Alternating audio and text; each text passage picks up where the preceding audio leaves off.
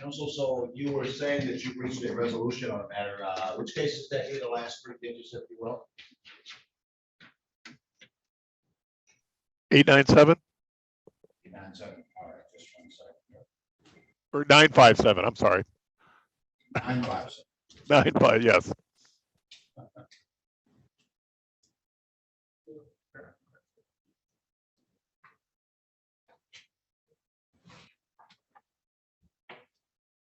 All right, this is case number 21-157-957. This is Capital One Bank versus Benjamin Cervillo.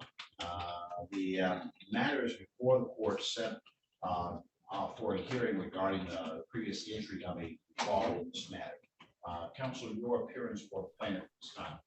Thank you. Good morning, Your Honor. Daniel Best, P58501. And I would point out that the defendant is not fluent in English.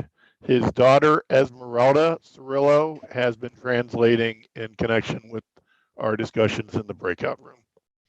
All right, thank you. Where is Mr. Cirillo or his daughter? Say something to me at this time. Yeah. Hello. Good morning to you, sir. Fine, you? And how are you, ma'am? Good morning to you. Good morning. And what is your name, please? Esmeralda And what's the last name, Ms. Esmeralda? Cirillo. All right, thank you, Mr. Cirillo. Mr. Cirillo, you've had occasion this morning to assist your father, Mr. Cirillo, in regard to being able to communicate with the attorney on the other side of this. Is that correct, ma'am? Yes. And with your communications with your father, you're confident that you've been able to explain things to him, and that you're Yes. That you reached an agreement also. Is that correct? Yes. And let me hear Mr. Best articulate that for me, if you will, and then I'll come back to you in just a moment. Thank you, Your Honor. Under the terms of the agreement, the defendant is consenting to a total judgment of $6,128.51. That represents damages of $5,905.07, cost of $223.44. Plaintiff is not requesting any interest or statutory attorney fee. The agreement is that so long as defendant pays $125 per month, starting January 28th, 2022, plaintiff agrees that it will not issue any executions on this matter. All right, and Ms. Cirillo, is that what you have in fact communicated to your father regarding this matter? Yes. All right, so I will go ahead and sign the judgment, and the court will also sign a document with the language with regard to the monthly payment. The monthly payment at $125. As long as that payment is made, then no execution will occur on the judgment, and no interest is accruing based upon the entry of the terms of entry of the judgment. You understand that, Ms. Cirillo? Yes. That is in fact the agreement, counsel. Is that correct? That is correct. But procedurally, I'm sorry, did the court say it's going to just enter the installment terms on the default judgment, or do you want me to submit a consent judgment under the 7-day rule, or circulate that for signature? If you will, why don't you go ahead and submit the document? And I don't think that you have to go the 7-day rule route, because there is agreement on the record. And if you'll submit the document, the court will sign it as a consent document based upon the articulated agreement on the record.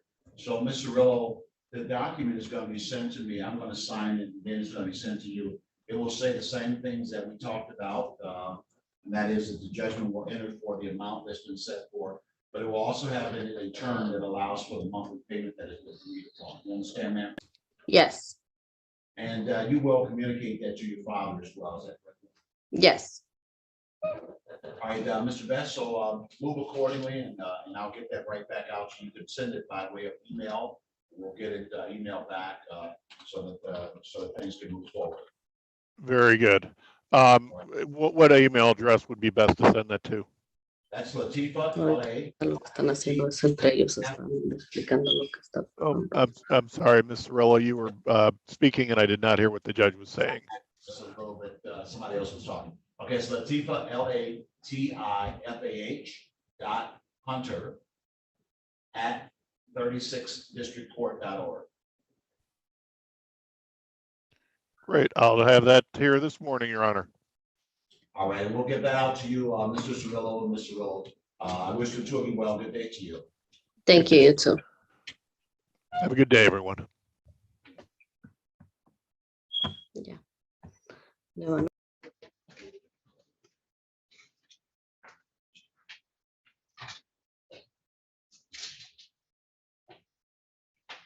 Court now calls case number 21 147010. This is Michigan Carmark versus Mary Martin.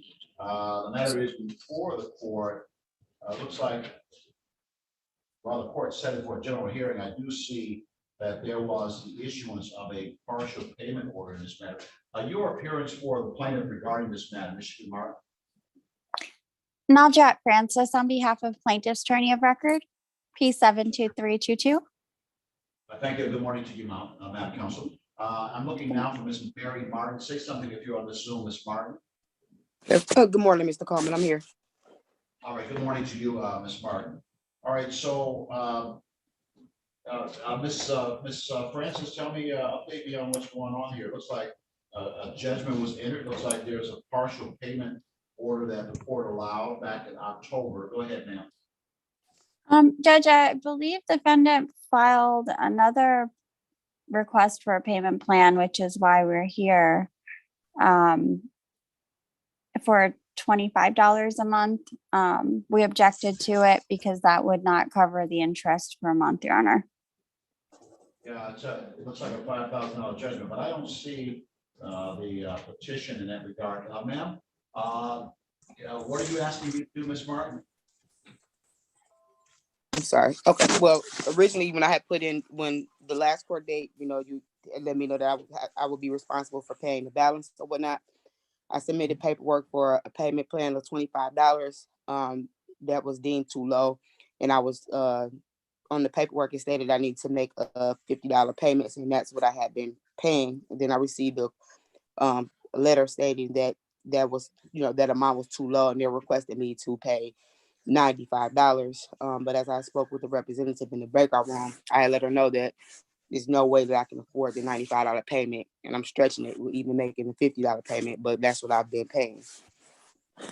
All right, so you did give me a whole lot of information from what I was able to glean when you submitted your your partial payment order. Where do you work, ma'am? I just recently started working part-time at a at-home job for Pop Healthcare, but that's not even 40 hours a week. Okay. Something broke off. You said you started working a part-time job for whom? A company called Pop Healthcare in November. I just started their job in November.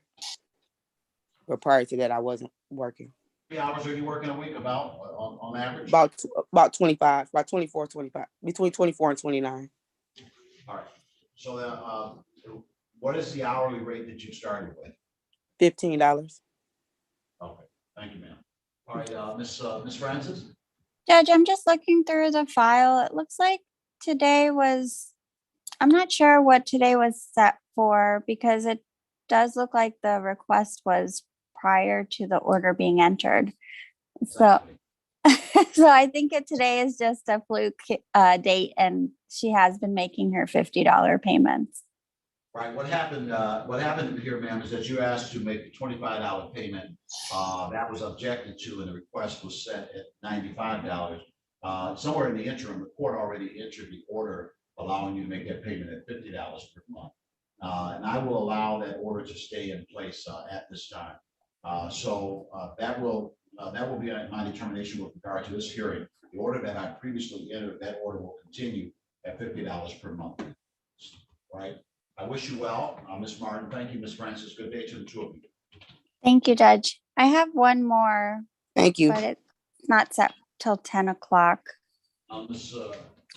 Francis is trying to jump the line. Is that what you're trying to do, Ms. Francis? I was, if I could, but if not, I understand. What's the last three digits on the matter that you have, ma'am? 540.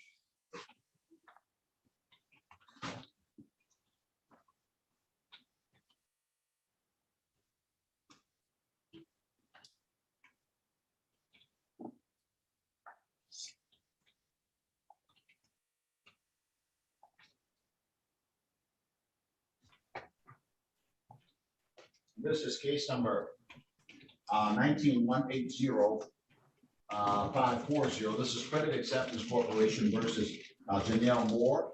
The matter is before the court on the filing of objections to a writ of garnishment. Your appearance for the record regarding the plaintiff in this matter, please. Navjat Francis, P72322, on behalf of Plaintiff's Attorney of Record. Thank you, counsel. Good morning again. I'm looking now for Miss Janelle Moore. If you're on the Zoom, please say something at this time. Hello, Good morning to you, Ms. Moore. Ms. Moore, good morning. All right, this looks like the filing of a motion, strike that the filing of objections to a writ of garnishment. It looks like it affects the place where you work. I'm seeing green pillars anew, and you objected indicating the writ is not properly issued or is otherwise invalid. You gave me an addendum, and I'm reading that right now. So,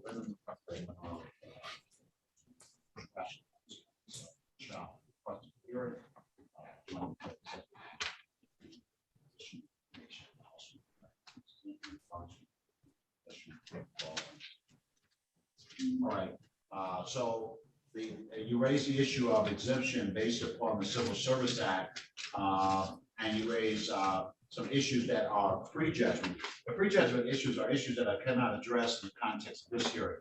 So the issue that you raised says that that the vehicle that you purchased was a lemon, that you had some problems associated with that, and that you filed complaints with credit acceptance, et cetera. Those issues are not before me. This is post-judgment. A judgment has been entered. You do have the right under the court rules to seek relief from that judgment. If you believe that there's a basis, we did file a motion. You can file a motion asking for relief from that judgment under the district court rule.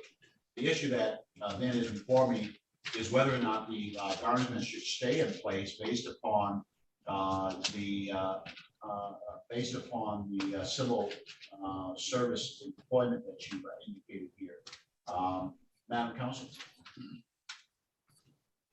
Pardon me? Now, Ms. Moore, I'll come back to you, Ms. Yes, Judge, I would just argue that her objections are invalid. We are entitled to a wage garnishment. We have a valid judgment. So her objections are not valid at this time. That's not one of the listed objections under the court rules. Right, I don't know that there is a civil service objection in regard to the filing of a writ of garnishment. Oftentimes, the exemptions apply to circumstances where a person is receiving some type of social security benefit or something along those lines. So I don't know that there's a civil service objection that would apply in this particular set of circumstances.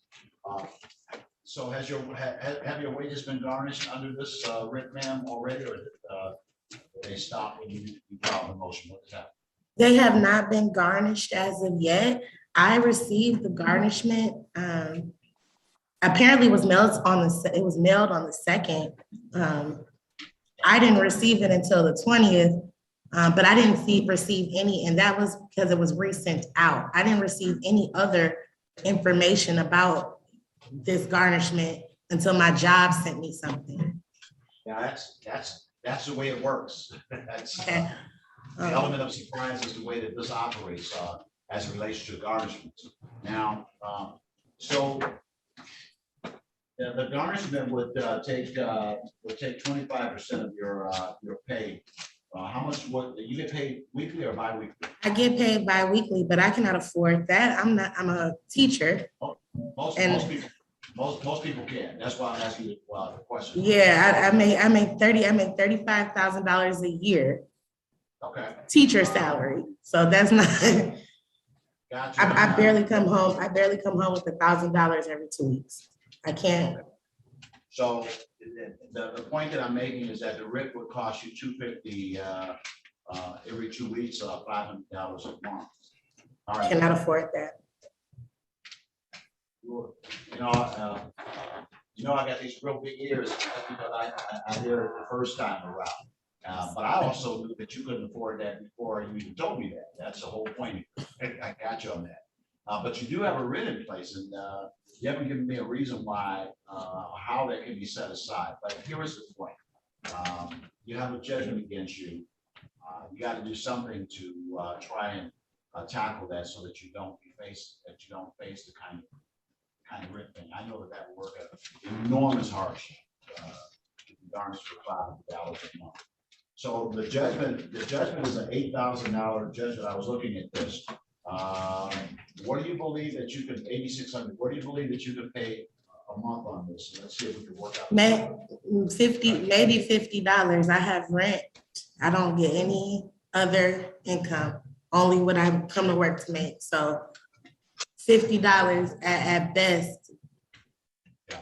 And that number is not going to work because of the amount of judgment, but I don't want you to stay on the 500. So we got to figure something out. Ms. Francis, what are you going to say at this time? Judge, the current balance is $10,718.56. The interest right now is close to, it's around $100 a month, I believe.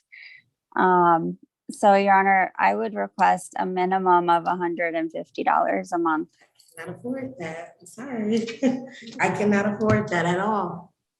Okay, well, I'll leave the garnishment in place.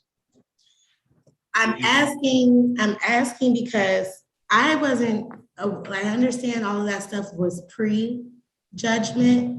Again, I didn't receive anything until I received garnishment information. So I didn't have a chance to have a hearing to set up a payment plan. I didn't have a chance to do any of those things. But $150 when my rent is $650, my light bill right now is $1,000 because I'm behind. I have childcare I have to take care of because my son is going in and out of being virtual, but I still have to come in every day and teach. For a car that brakes went out and almost killed me. You know what I mean? And I called several times to try to get this sorted out. So how I ended up here, I'm confused, but I absolutely, and that's just me being completely honest, I cannot afford $150 a month, possibly $100, and that's pushing it. But I cannot afford $150. I have to still be able to pay my bills. Gotcha. Here's what I need you to get out of your system. If you can file something, if you believe that you have a solid basis to file something, trying to get the judgment set aside, you have the right to do that under court rules. Right now, you have a judgment against you. You got a big problem. I understand all of the other issues, and I'm very sensitive to those. I understand that. But you got an $8,000 judgment against you, and you got a situation where there is a writ that is effective against you. That the only thing we're really talking about here is, do you pay the $5? Do I leave that alone? Because under law, you haven't filed a petition for partial payments. You could have, but you did. So the only issue really here is, do I just leave that $500 a month alone? That's really what the issue is here. So I think that one of the things that you said probably works a little bit of reasonableness here. I'll revisit the issue 6 months hence, but at the present time, I'll grant you some relief at $100 per month. I'll review it in 6 months. So we'll give you a 6-month date to come back to review that. And I understand the hardship of, and it should be in America, but that's another issue, the hardship of teaching. I used to be a teacher. Trust me, I understand that. I taught it. Yeah, I had to request my prep to come to this. Talking too much now. Getting ahead again. You're talking too much. Let me stop. So I understand how those things work. And then when you add the complexity of having children and so on and so on, that's difficult. But you got this judgment. That judgment is powerful. That judgment can take 25% of your wages, and that judgment can also garnish your bank account, et cetera, et cetera, et cetera. So you have to figure out what you're going to do with that piece. Notwithstanding how you feel about what happened with that car and what have you, right now there is a judgment against you. You can file various documents to try to get that set aside if that's what you believe that you should do.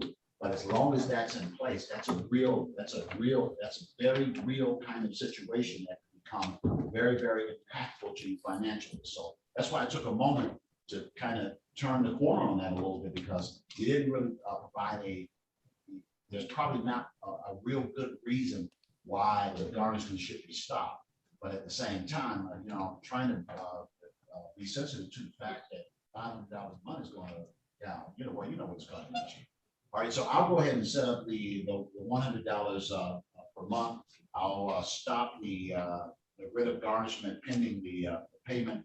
I'll initiate that payment to commence on February 11 to 11, and continuing thereafter while the judgment is out $100 a month. Make sure that you make the payments, because if you don't, then that of course reinstates the writ in this matter, and that's the big issue. Is the writ is going to take about $500 a month.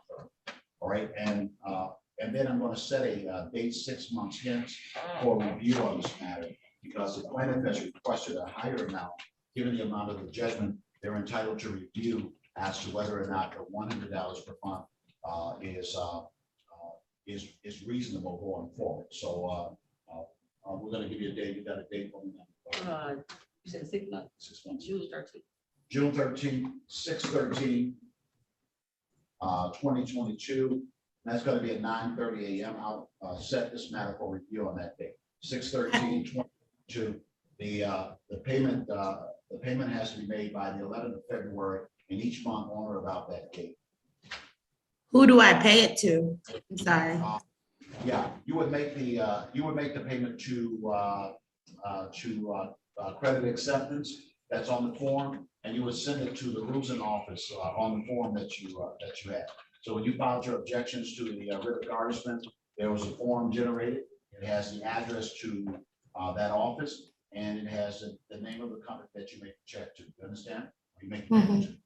Now, I'm going to take a moment, in as much as Ms. Francis is at the end of her call, and I'm going to put the two of you in a breakout room, just so you can go over that information. There may be other ways of paying, like electronically, et cetera. So I'm going to put you in a breakout room so that you can make sure that you have the information that you need to do what you have to do, and go over those kinds of things. So there's your notification, ma'am, and the attorney is going to meet you there as soon as I can find you. Thank you, Judge. Ms. Francis, I'm moving you back to 1 or 2. There you go.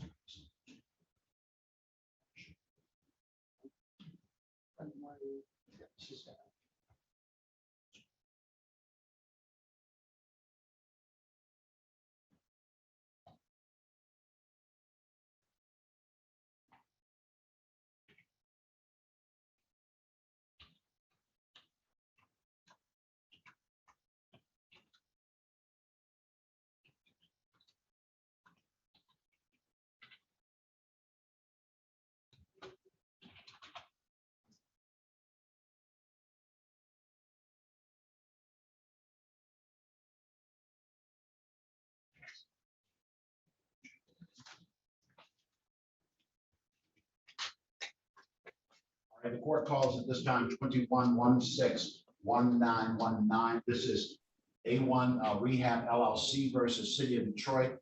The matter is before the court, set for a review on today's date.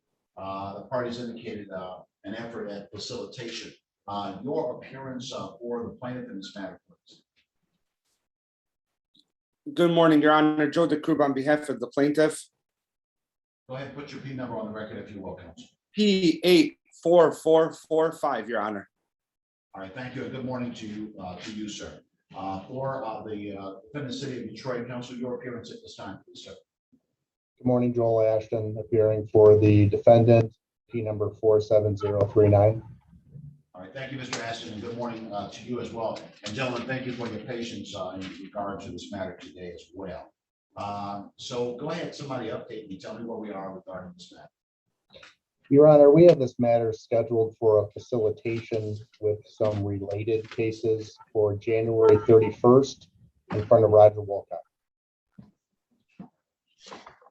Okay, so I need to go ahead and set this over with a date just beyond that. We'll take a look to see what's going on. So February 13th, I believe is the date. Not 13th. And you said 6 months?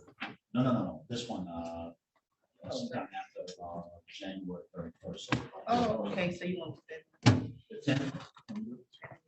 that's going to be February 15th, was it that or the 16th? 15th, Mhm. 2/15, 22, and that'll be at 9:45 a.m. 2/15/22 at 9:45 a.m.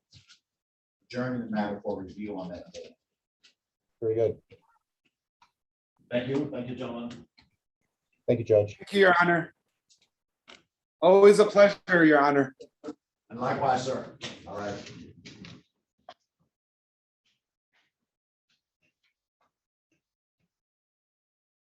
The court is now addressing the strike that case number 21-140786. This is Michigan Comprehensive Spine and Rehab versus City of Detroit. The matter is set before the court today for a review hearing. All right, for the plaintiff in this matter, counsel, your appearance at this time, sir. Yes, Philip Jaffe for the plaintiff, P25997. Thank you, Mr. Jaffe. Good morning to you. Thank you for your patience. For the City of Detroit, your appearance, counsel. Good morning, Your Honor. Alfred Ashew, P82536. Thank you, Mr. Ashew, and good to see you, sir. Good morning to you. So I'm looking at my notes here, and I know that there was a motion hearing, a couple other things that went on. So tell me where we are with this. Let's let me update you. Your Honor, if I may, we had a motion hearing set for today. There was a clerical error on our behalf. We had the hearing date set before the motion was filed, and so we did not send it out. And Mr. Jaffe does not have a copy of our motion, so I don't think it would be proper to proceed at this time. All right. Mr. Jaffe, makes sense to you, huh? Yeah, it makes sense to me. Today was supposed to be a date for summary disposition motion. It was supposed to be filed in enough time per the court rules for me to file a response. And I checked the register of action earlier this morning and there's been no motion filed. So it is what it is. All right, so I'll go ahead and set it out a bit to give opportunity for that to occur. So I'm looking to see if I'll set it on for Madam Clerk, can we do that the 17th of February? 2/17, 22, 10 o'clock a.m. And the motion may be filed at any point noticing that date for the date of hearing, so long as the defendant has strike that, so long as the opposing party has at least 10 days to respond. So we got the 17th of February, that's the date you're working with. Mr. Jaffe would have to have at least 10 days response time prior to. Thank you, Your Honor. Thank you, gentlemen. Good day to you. Thank you. Happy New Year. Likewise, sir.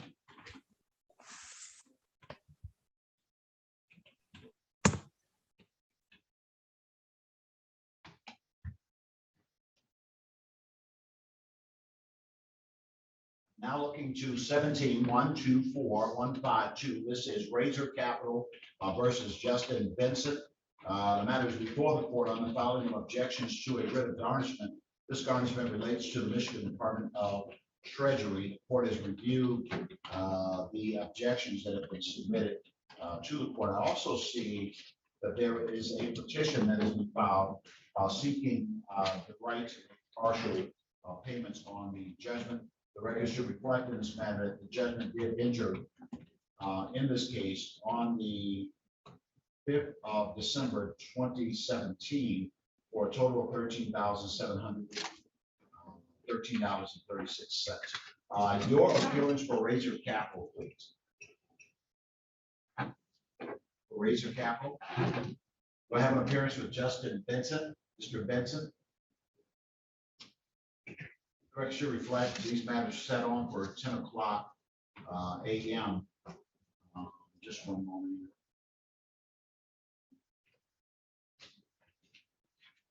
Doesn't look like either side has appeared. Mr. Benson has asked the court to make payments at $100 per month.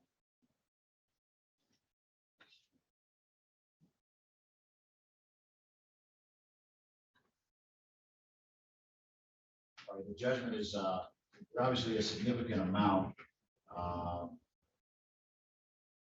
And it looks like the garnishment is not, well, yeah, it looks like the garnishment here is regarding Chrysler Group.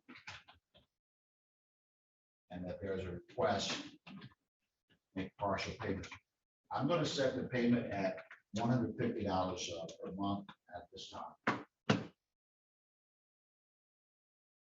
Order that first payment be made at 2/11/22. I'll suspend the writ of garnishment pending payments. Payments are made. The writ of garnishment will be suspended. If not, will remain suspended. If not, the writ of garnishment may be reinstated.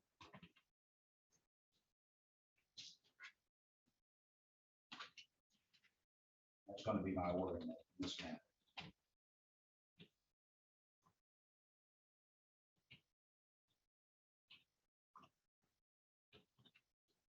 Writ of garnishment as it relates to the Michigan Department of Treasury, the objection to the same will be denied. There's no valid reason set forth in that regard.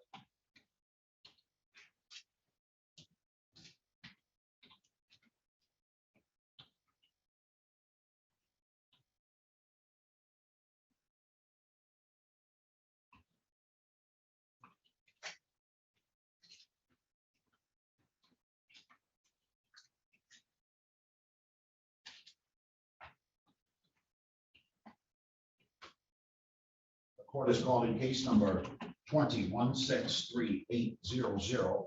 This is Midland Funding LLC versus Alexander Lowry.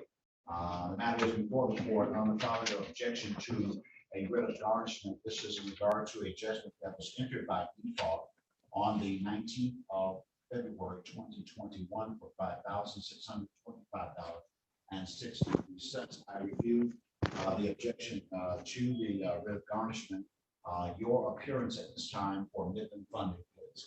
J. Latif Beg, BAIG, P36820, appearing on behalf of plaintiff and the attorney of record. All right, thank you, counsel, and good morning to you. I am now looking for Alexandra Lowry. If you want to Zoom, please say something at this time. Look like I see an indication of Miss Lowry. Are you there? L-A-R-Y. Just hit *6. That ought to get you off of mute.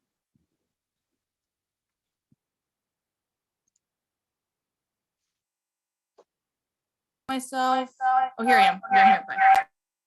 Yeah, Ms. Lowry, you're gonna have to turn one of your devices off, otherwise we're gonna get that kind of feedback. So you can only have one device on, so disconnect from one and you can talk to me from the other. I do see that you're here, Ms. Lowry. You just gotta choose devices. Click out of one of them.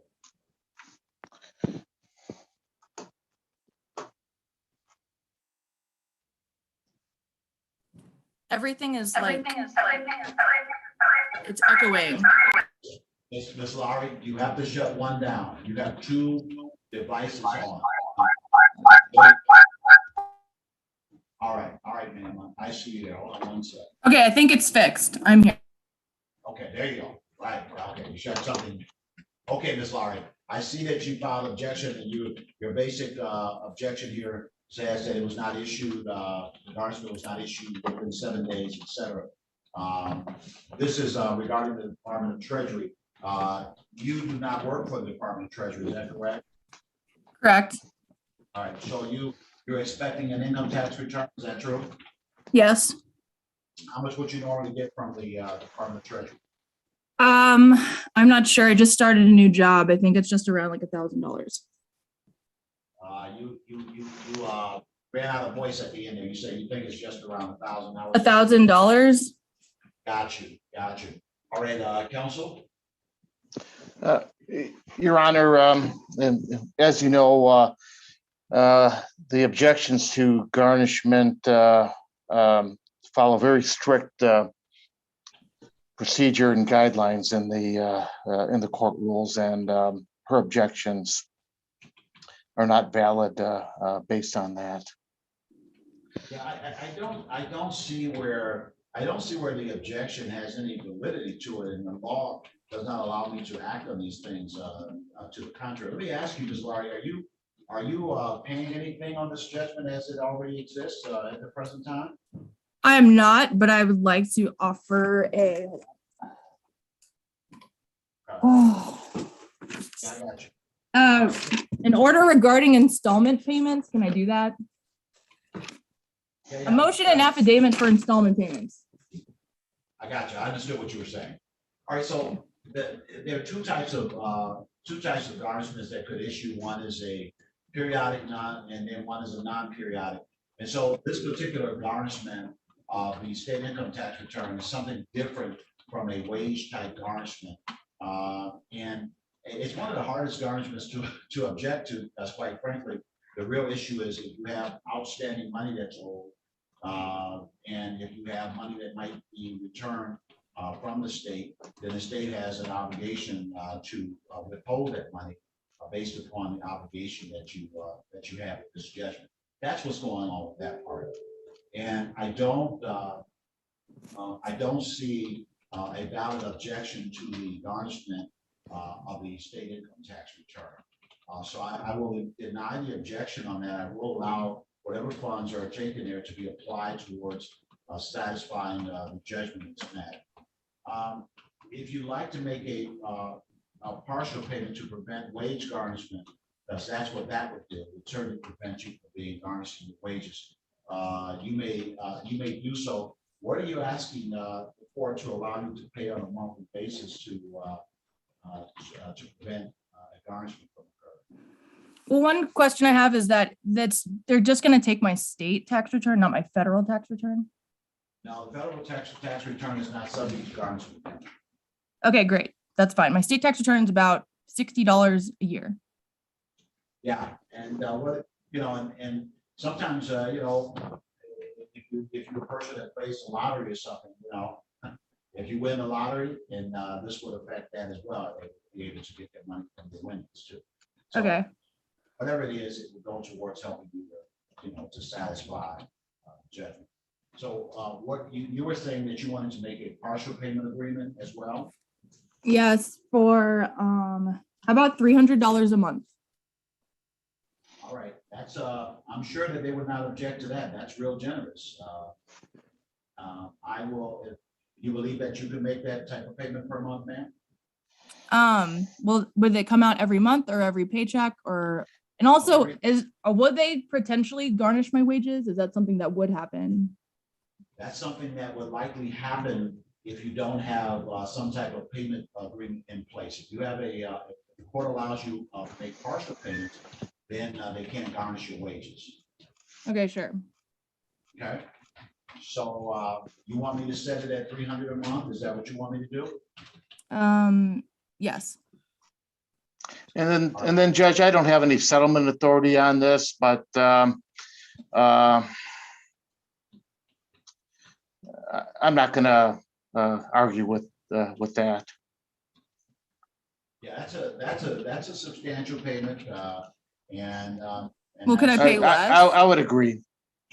All right, Miss Laurie, you said, can you pay less? I'm not trying to convince you to pay less and More is always better, but if you have to think about, of course, your finances and your responsibility and ongoing obligations. What I'd like for you to do is to have a reasonable payment amount that does not put you in a position where you miss the payment, because if you miss the payments, it's going to end up with a wage garnishment. That's what. Okay. Well, I mean, I'm a teacher. I make about $3,000 a month. So it's like, and I had split, my boyfriend doesn't work and we live together and I have to pay rent and bills. So, I mean, I'm trying to pay pretty much like the minimum amount so that I don't like live any less than I do. All right, now here's what I'm going to do. I'm going to set the payment at $200 a month. You are always allowed to pay more. The ideal here is to try to pay this down so that you don't get so you defeat the ideal of this interest accruing and accruing and accruing. So the higher the amount you pay, the better off you are. And the plaintiff will not object to you sending more than the payment. But I'm going to set the order at $200 a month. You want to send $300 to speed up and accelerate this, that would be great. I'll allow you to do it at $200 a month with the thought that that would keep you on the plan and that you would have more balance. Make sense to you, ma'am? Okay, and then how do I pay it? I don't have any instructions on how to pay it. Yeah, I'll give you some information in just a moment. So Okay. that first payment is going to be $211, ma'am. $211. Okay. 20, and then you'll make the payment at or about that time each month. All right. And I'm going to sign has that information in it. I'm going to send you and the attorney to a breakout room just to go over where you would send your payments to and things like that. So that you have, Okay, then Judge, we're done except for me giving information to her. So the first payment will start February 11th. That's correct, sir. Okay, very good. Thank you. And I've sent you the notification, and Ms. Lowry, I'm sending you a notification to join, and then he'll give you some information that you're all set. Good day to both of you.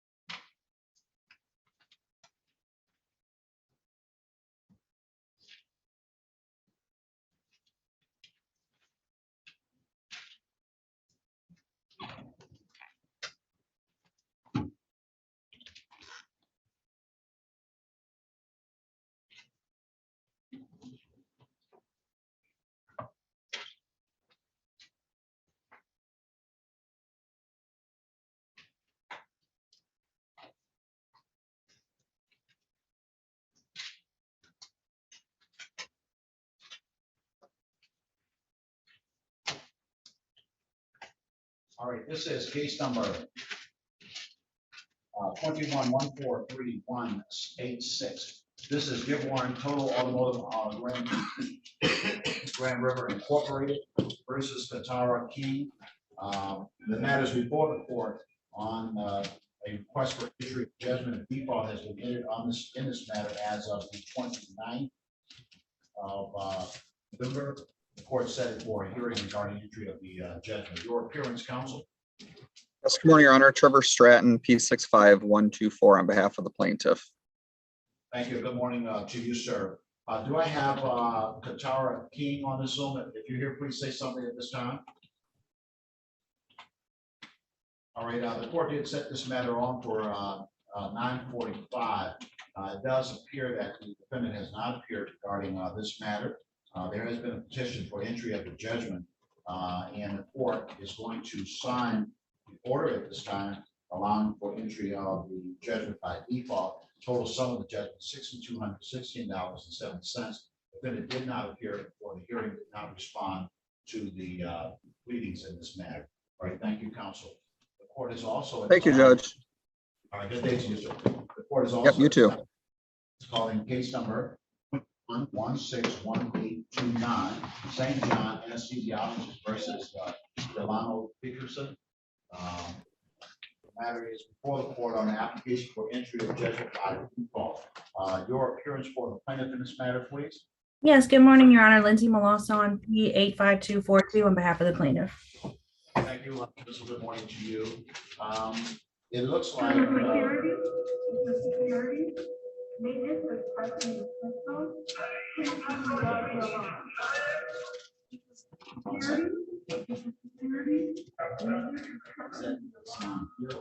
Unless they put them through the phone. Yeah.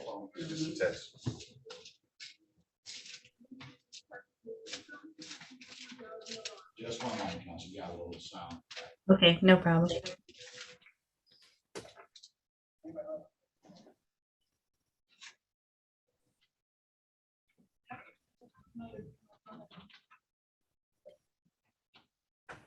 Okay, I'm looking for Delano Dickerson. If you're on the Zoom, please say something at this time. It does look like the defendant did not respond to the complaint, to the request for entry of judgment, and has failed to appear for this hearing.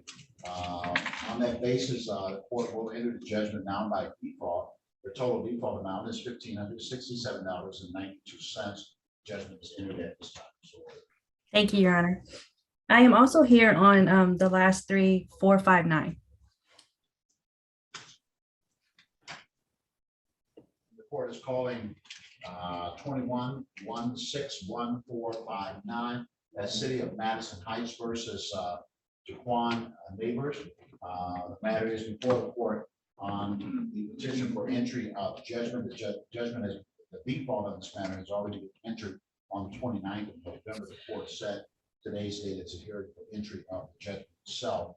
And Madam Counsel, you've already entered your appearance in this regard. Do I have Jaquan Neighbor on this Zoom? If you're here, please say something at this time.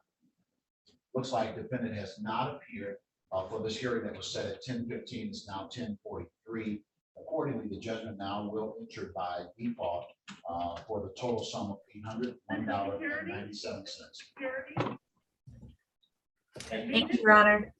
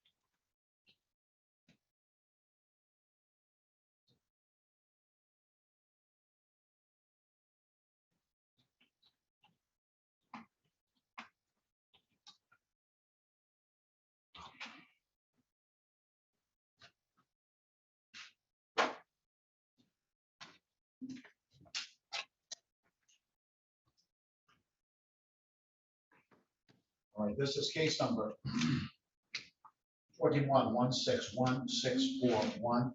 This is Tower of Southfield versus Samantha Torres. The matter is before the court on an application for entry of judgment by default. The default in this matter having been established on the 29th of November 2021. The court set a hearing for the request for entry of judgment. Your appearance for the plaintiff regarding this matter, please. Good morning, Judge. Christopher Asphalt, 53129 for the plaintiff. Thank you and good morning to you, Mr. Asphalt. Good to see you, sir. Thank you, Judge. I'm looking for Samantha Torres. Ms. Torres, if you're on this Zoom, please say something at this time. This matter was set on for 10 o'clock a.m. It is now 10:45 a.m. Defendant did not appear regarding the underlying case, and although notified, has not appeared for this application for entry of judgment. The court now will enter the judgment by default on the terms requested, finding that there's due to the plaintiff the total sum of $3,626.30. The judgment is issued for that amount.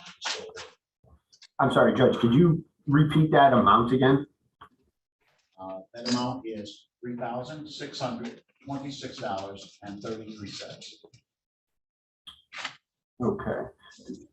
There were costs in the amount of $377.33. So that brings the total to $3,626.33. I don't know if the court was. Yeah, I did not make reference to the cost, although the judgment document itself does set forth cost at $288.33 and statutory attorney fee at $75. The combination of those amounts as well as the damage amount is how the judgment arrives at 362633. Okay, so do you need me to submit a judgment, Your Honor, or do you have one? No, I have one. I just signed it. Yeah. Okay, thank you, Judge. Have a good day. Thank you. Okay. The court now calls 21-162050. This is Midland Funding LLC versus Shemaya Williams. The matter is before the court on application for entry of judgment by default. The occasion is primarily to give the defendant an opportunity to come in, show cause as to why the judgment should not, in fact, be entered. The defendant did not appear for any of the pleadings. Do I have someone from Midland on the Zoom at this time? Do I have Sumaya, Sumayya, last name Williams on the Zoom? It appears now that the plaintiff did not appear for this hearing, but more importantly, the defendant did not appear and has not otherwise appeared to defend throughout this case. Therefore, the judgment will now enter by default on the terms as prayed. Total amount of $1,342.87 is the amount of judgment. So